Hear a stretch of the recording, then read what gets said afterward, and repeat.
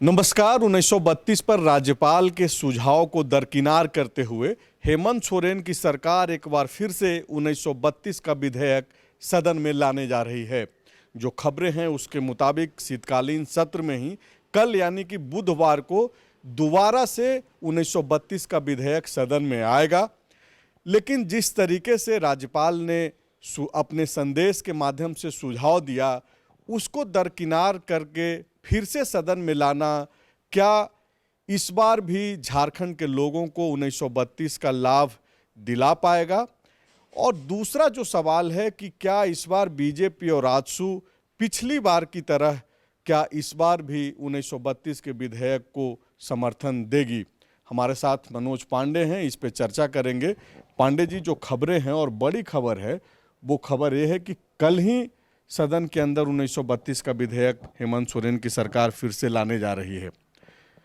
इसको किस तरीके से आप देखते हैं, तब जबकि यह स्पष्ट हो चुका है कि कोई भी जो है बदलाव इसमें नहीं होने जा रहा है। जो सुझाव भी राजभवन से आया था सरकार को, उसको एक तरीके से सरकार दरकिनार करके आगे बढ़ रही है। देखिए, इसको यही समझा जाए कि समस्या तो सबको पता है, चाहे वो सदन या सदन के बाहर, लेकिन समस्या का समाधान कोई नहीं ढूंढना चाहता। वो सिर्फ और सिर्फ राजनीति करना चाहते हैं। मान लीजिए कि सदन में सत्ता पक्ष कल उनके पास बहुमत है, वो इस विधेयक को पार करके और फिर राज्यपाल को भेजेंगे और कहेंगे कि आप इसको केंद्र को भेजिए और 9वीं अनुसूची में डालिए, और राज्यपाल हर बार की भांति इस बार भी उसको दबा के बैठ जाएंगे। और हो खबरें हैं वो तो स्पष्ट है कि सरकार इसी दिशा में आगे बढ़ेगी कि भाई पारित करेंगे यहाँ से और राजभवन भेजेंगे और मांग करेंगे कि 9वीं अनुसूची में डालने के लिए इसको आप केंद्र के पास भेजें। हाँ बिल्कुल, लेकिन राज्यपाल उसको रोक लेंगे और वहीं पे वो पड़ा रहेगा। और हो सकता है कि ठीक इन विधानसभा चुनाव से पहले फिर राजभवन से लौटा दिया जाए, जब सरकार के पास कोई सत्र नहीं रहेगा, ये कहते हुए कि भैया आप ले लीजिए, ये विधेयक पूर्व की ही तरह है, राजभवन का कोई सुझाव नहीं माना गया, इसलिए सरकार एक बार पुनः विचार करे, ये कहते हुए 1 साल बाद लौटाया जाएगा। कुल मिलाकर के बेनिफिट्स तो नहीं होना है, तो क्या ये सिर्फ इसको जिंदा रखना है राजनीति के लिए? ये मुद्दा है और इसका जिंदा रहना जरूरी है, ऐसा जेएमएम मानती है।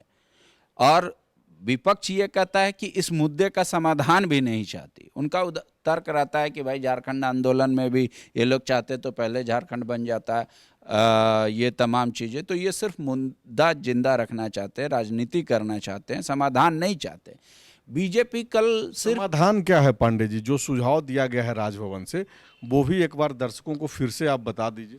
देखिए, राजभवन के तरफ से सुझाव ये दिया है कि भारत का संविधान ये कहता है आर्टिकल 16 के तहत कि किसी भी राज्य का नागरिक पूरे देश में कहीं भी जाके बस सकता है, रोजी रोटी कर सकता है और उसके हक और अधिकार मिल सकते हैं। उसमें ये कहा गया है, चूंकि आप झारखंड न्यूली स्टेट है और आप अगर यहाँ के लोगों को आप चाहते हैं कि हम मतलब उनको आगे रखें, तो आप प्राथमिकता जोड़िए, 100% सीट आरक्षित मत कीजिए, प्राथमिकता दीजिए, मैक्सिमम चले जाइए। और पूरा विवाद सिर्फ 100% आरक्षण को लेकर के। बिल्कुल। और उसमें यह सुझाव दिया गया है कि 3rd ग्रेड में आप कर लीजिए प्राथमिकता, और 4th ग्रेड को आप रिजर्व कर दीजिए। 4th ग्रेड के कर्मचारियों के लिए आप रिजर्व कर दीजिए और 5 साल के लिए कर दीजिए, और 5 साल के बाद इसकी सरकार ये चीज़ लिख दे कि इसमें फिर से समीक्षा होगी और फिर उसकी के आधार पे। तो हमारे देश में भी अगर इस सुझाव को सरकार मानती, जो कि वो अब तो लग नहीं रहा है क्योंकि स्पष्ट हो गया कि कल सदन में आ रहा है बिल, तो अगर सरकार मान लेती तो फिर इसको क्या 9वीं अनुसूची में भेजने के लिए केंद्र के पास भेजने की जरूरत नहीं पड़ती? नहीं, बिल्कुल नहीं। वो राज्यपाल के एक सिग्नेचर से ही ये लागू हो जाता।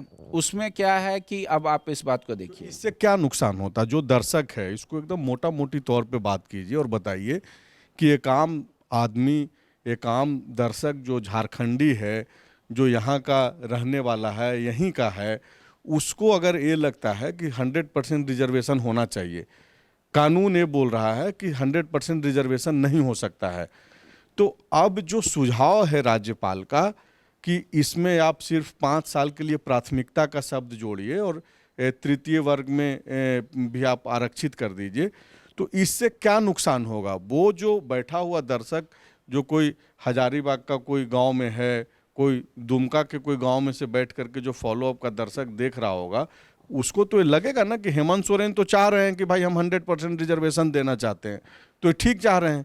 राज्यपाल जो बोल रहे हैं उससे क्या नुकसान होगा? राज्यपाल जो बोल रहे हैं उससे फायदा होगा, नुकसान झारखंडियों का होगा सिर्फ सरकार के अड़ने से। उसमें क्या होगा? फायदा या नुकसान बताइए।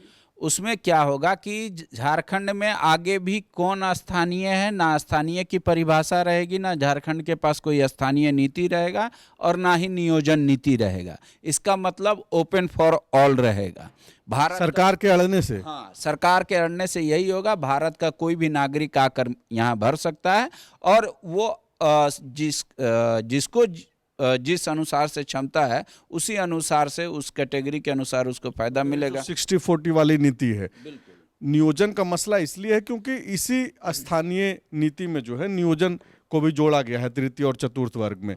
मेरा जो सवाल है उसका जवाब आप सीधे तौर पे दीजिए कि राजभवन से जो संदेश है, अगर उस संदेश को, सुझाव को मानते हुए सरकार आगे बढ़ती तो क्या यहाँ के लोगों को नुकसान हो जाता? नहीं, आज के अपेक्षाकृत तो ज्यादा फायदा होता है। क्या फायदा होता? वहाँ फायदा ये होता कि आप प्राथमिकता शब्द जोड़ देते, तो मान लीजिए कि आज जो प्राथमिकता नहीं है, मान लीजिए बाहर के भी लोग कल भी फॉर्म भरते, आज भी भरेंगे और आगे भी भरते, राज्य भवन से अगर ये हो जाता, 4th ग्रेड वाले नहीं भरते, सिर्फ 3rd ग्रेड में, तो अगर 3rd ग्रेड में भरते तो हम दावा कर सकते थे कि हम यहाँ के लोकल हैं इसलिए हमारा होगा। सरकार भी इसी आधार पे बाहरी लोगों को छांट सकती थी कि हम यहाँ के लोगों को प्राथमिकता दे रहे हैं। तो प्राथमिकता के कई स्तर हो सकते हैं, उसमें जैसे फी का एक प्राथमिकता हो सकता है, उसमें एज लिमिट का प्राथमिकता हो सकता है, उसमें मार्क्स का प्राथमिकता हो सकता है, उसमें बहुत सारी प्राथमिकताएं हो सकती है। सरकार जिस अनुसार से प्राथमिकता को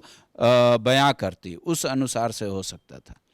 अच्छा, एक जो बड़ा सवाल है कि पिछली दफ़ा जिस तरीके से बीजेपी और आजसू ने समर्थन किया था 1932 के बिल को, और समर्थन करने के बाद भी बीजेपी और आजसू पे जेएमएम और जो सत्ताधारी दल के जो दूसरे साथी हैं कांग्रेस और आरजेडी, वो लोग आरोप लगाते रहे कि बीजेपी सदन के अंदर तो सपोर्ट करती है लेकिन राजभवन जाकर के बैकडोर से जो है इसका विरोध कराती है। तो इस बार क्या बीजेपी और आजसू का क्या एजेंडा होगा तब, जबकि कल बिल आने जा रहा है? देखिए, बीजेपी और आजसू का दोनों का एजेंडा पूर्व की ही तरह होगा जो पिछले साल था कि ये लोग बिल का समर्थन करेंगे। बीजेपी सिर्फ ये कहेगी इस बार कि आप इस विधेयक को लाने की जगह आप सिर्फ एक संकल्प जारी करके इसको पूरे राज्य में लागू कर दीजिए ताकि यहाँ के लोगों को फायदा मिले। लेकिन सरकार इसको कानून के रूप में लाना चाहती है, नहीं तो एक विधेयक से भी ये सारा काम हो सकता है। बीजेपी इसको इस तौर पे बताएगी। आजसू कहेगी कि हम खुले दिल से समर्थन करते हैं इस बात का और ये होना भी चाहिए, लेकिन सरकार इसको सिर्फ राजनीति का मुद्दा ना बनाए, इसका लाभ जल्द से जल्द लोगों को मिले, इसका बताए कि ये कैसे होगा। मतलब कुल मिलाकर के अगर आप समझेंगे और भी दूसरे जगहों से जो आप खबरों को पढ़ते और समझते होंगे, उससे आपको यही समझ में आ रहा होगा कि बीते साल यानी कि 2022 में 11 नवंबर का वो दिन था, विशेष सत्र बुलाया गया था और उसी दिन जो है 1932 से जुड़ा हुआ विधेयक विधानसभा से पारित किया गया था। इस बार भी जो तरीका है और जो स्पष्टता है इस बिल को लेकर के कि कोई बदलाव नहीं करना है, सरकार जिस रास्ते पे चल रही है, दिख वही रहा है कि सिर्फ डेट चेंज होगा, फिर से एक और दिनांक जुड़ जाएगा कि 20 तारीख को दिसंबर में 2023 में फिर से लाया गया, पारित कराया गया और राज्यपाल के पास भेजा गया, राजभवन भेजा गया। लेकिन जो सुझाव जिस तरीके से दिया गया था, उस सुझाव को दरकिनार करके फिर से जो तैयारी है सरकार की, उससे यही प्रतीत होता है कि फिर से जो है एक बार लटकने ही जा रहा है। बिल्कुल बिल्कुल। देखिए, सदन की भावना संविधान की भावना या मूल रूप से बड़ा नहीं हो सकता। सदन की भावना है 1932, हर दल इसका समर्थन कर रहे हैं, लेकिन उसमें जो आप थर्ड और फोर्थ ग्रेड को रिजर्व कर रहे हैं 100%। इच्छा और नियम में अंतर है, हाँ, आपको संविधान को ही मान करके चलना होगा। तो इंतजार कीजिए और देखिए कि किस तरीके से राजनीति शुरू होती है। कल सदन पे भी आप नज़र बनाए रखिए कि कौन सा दल किस तरीके से जो है इस विधेयक पे अपना पक्ष रखता है। शुक्रिया। TheFollowUp.in. Like, share, and subscribe.